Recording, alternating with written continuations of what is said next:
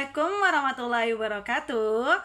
Selamat datang di Podline, Podcast Online. Nah, jadi di episode kali ini kita akan ngobrol nih sesuatu yang sebenarnya sering banget nih muncul di media sosial. Tapi entah kenapa nih, tetap aja nih banyak orang yang kejebak. Apakah itu hoax? Nah, jadi hari ini di sini saya Marati Leheria akan menemani kalian dalam diskusi kali ini. Nah, bersama dengan teman-teman saya dari Bilingual Class Ilmu Komunikasi Universitas Muhammadiyah Makassar. Mungkin boleh kali kenalan dulu. Oke, halo semuanya. Perkenalkan, nama saya Muhammad Fajrin, akrab disapa Fajrin atau Fajo, dan saya merupakan mahasiswa semester 5 di Fakultas Ilmu Sosial dan Ilmu Politik, jurusan Ilmu Komunikasi, dan di kelas bilingual. Selanjutnya rekan saya mungkin.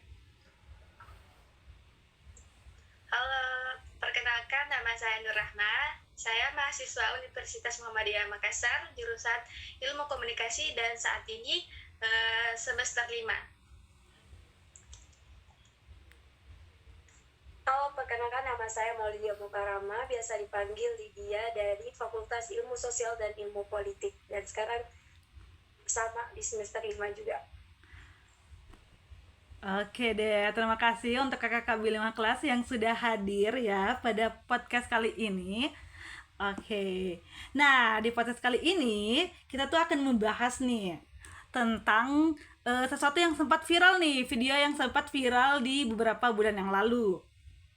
Nah, yang dimana kita ketahui Ibu Sri Mulyani, Menteri Keuangan kita itu pernah menyebut bahwasanya guru itu adalah beban negara. Yang ternyata videonya itu diedit seolah-olah bahwasanya Ibu Sri Mulyani ini mengatakan bahwa guru adalah beban negara. Nah, ternyata itu menjadi viral nih, dan ternyata setelah di cross check itu tidak pernyataannya itu nggak benar ternyata. Nah, ternyata itu cuma hasil editan. Nah, kasus kayak ini nih tuh menarik banget nih teman-teman untuk kita bahas. Karena nyebarnya tuh cepat, tapi reaksinya juga besar, dan banyak orang langsung marah duluan tanpa tabayun teman-teman ya. Nah, makanya nih di podcast kali ini kita mau bahas bareng-bareng nih dari sudut pandang fikih informasi Muhammadiyah. Gimana sih Islam ngelihat perilaku berbagi berita, menerima informasi, sampai soal tanggung jawab moral kita sebagai komunikator muslim. Nah, mungkin dari kakak-kakak nih mau ngejelasin gimana sih menurut kakak-kakak nih dari kasus ini mengenai dari perspektif al-qiyam al-asasiyahnya nih. Oke, terima kasih. Jadi gini, kalau kita bicara soal al-qiyam al-asasiyah, ada dua nilai yang benar-benar kena banget di kasus ini nih. Pertama itu ada al-out, keadilan, kedua asyik, kejujuran. Nah, dalam Islam kita tuh diajarkan untuk menilai sesuatu secara utuh dan adil. Artinya apa? Jangan mengambil kesimpulan cuma dari cuplikan kecil. Nah, yang terjadi pada kasus Sri Mulyani ini kan sebaliknya, videonya dipotong terus disebarkan tanpa konteks. Akibatnya muncul persepsi salah seolah-olah beliau bilang guru itu beban negara. Padahal kalau dilihat videonya secara lengkap, maksudnya beda. Jadi ketika seorang sengaja memotong isi video lalu menyebarkannya, dia sebenarnya mengabaikan nilai keadilan dan kejujuran itu yang jadi fondasi komunikasi dalam Islam.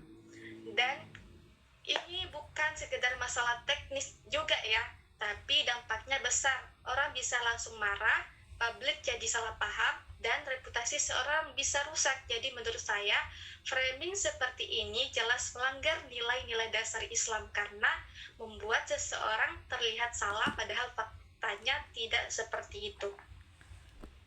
Oke. Dia melanggar kaidah-kaidah keislaman ya dalam berkomunikasi. Seperti itu ya, Saudari Nur Rahma. Betul sekali.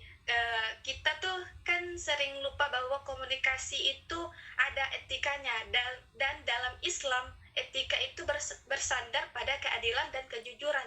Jadi kalau dua hal ini dilanggar ya kacau, jadinya ya kayak kasus seperti ini.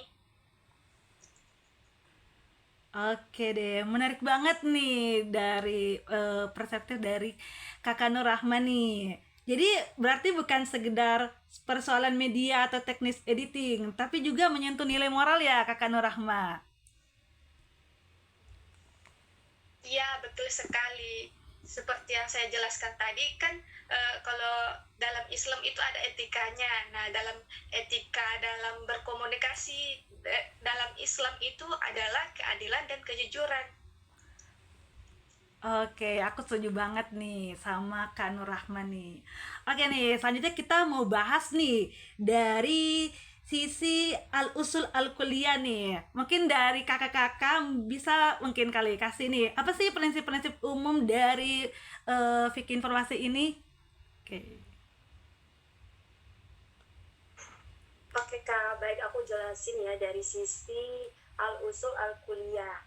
Oke, dalam Islam kita diperintahkan untuk menggunakan akal dengan baik dan benar.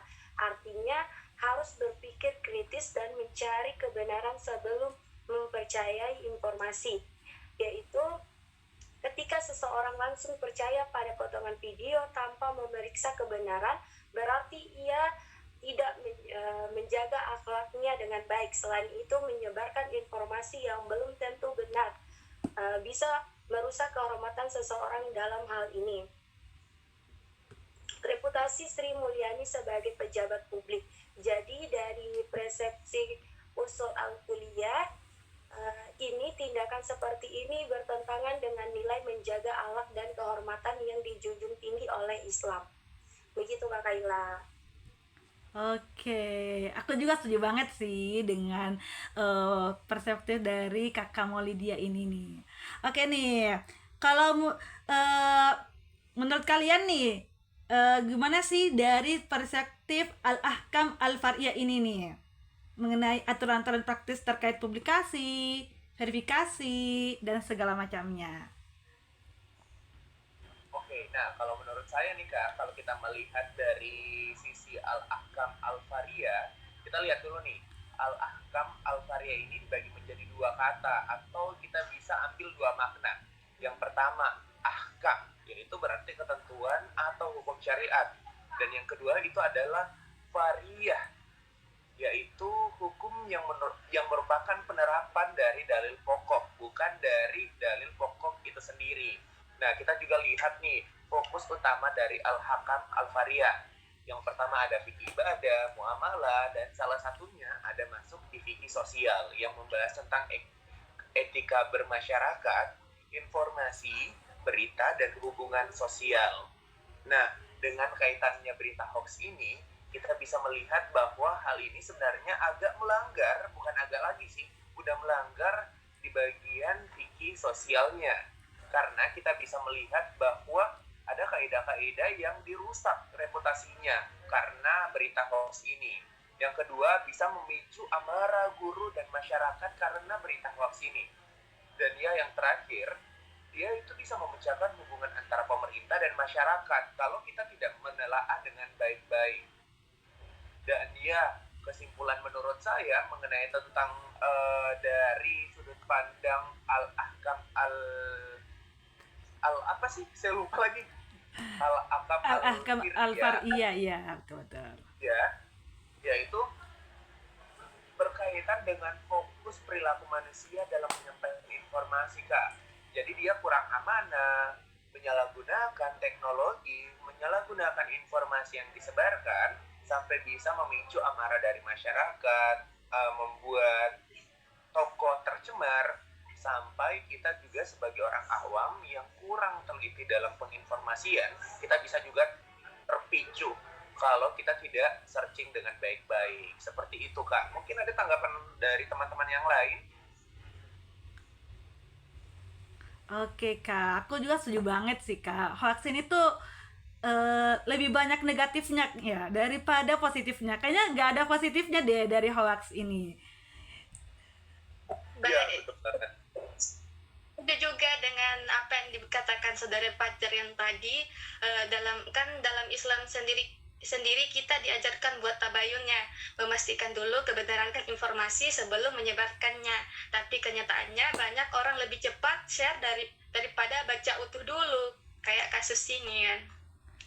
Betul banget itu, Iya, Kak. betul banget, Kak. Apalagi kita lihat kan di kondisi saat ini, itu orang-orang tuh cepat banget terfokus kepada media ataupun penyebaran informasinya tuh cepat banget. Melihat data juga, data dari We Are Social mengatakan bahwa pertukaran informasi tercepat di era ini berada di media sosial loh. Jadi kita sebagai generasi muda, sebagai orang yang beriman juga harus betul-betul tabayun dalam menyebarkan informasi. Betul banget, Dika. Nah, Kak Rahma mungkin ada tanggapan lain nggak sih melihat berita ini, atau apa sih kaitannya dengan kaidah-kaidah yang ya bisa lah disangkut pautkan dengan kaidah fikih informasi ini? Kak Nur Rahma, Kak Maulidia, sorry. Kak Fajo, aku punya pertanyaannya nih yang buat Kak Apa tuh? Fajo. Apa tuh? Kita Kan diskusi bareng. zaman sekarang ini banyak sekali berita hoax. Jadi caranya kita memilih untuk memilih video yang dah hoax itu bagaimana, atau ada saran nggak buat kakak, buat aku Kak? Oke, terima kasih ya, kayak cukup menarik ya pertanyaan yang kita bakal bisa diskusikan. Nah, kalau menurut saya, kita sebagai generasi muda dan tentunya kita adalah orang yang betul-betul memegang kaidah Islam, sebelum kita mempercayai informasi tersebut, kita harus mencari tahu dulu nih asal-usul dari informasi tersebut. Bukan berarti ini sudah melanggar atau melenceng dari kaidah-kaidah informasi, terutama informasi dalam Islam.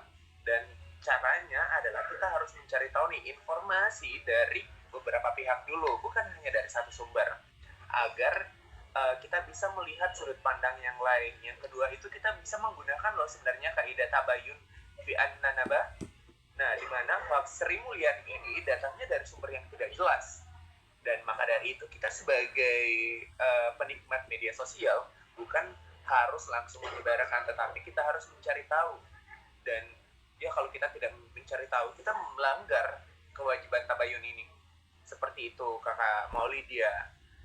Siapa tahu ada jawaban dari teman-teman yang lain, dari Nur Rahma atau dari saudari moderator sendiri, Kak Mardanil.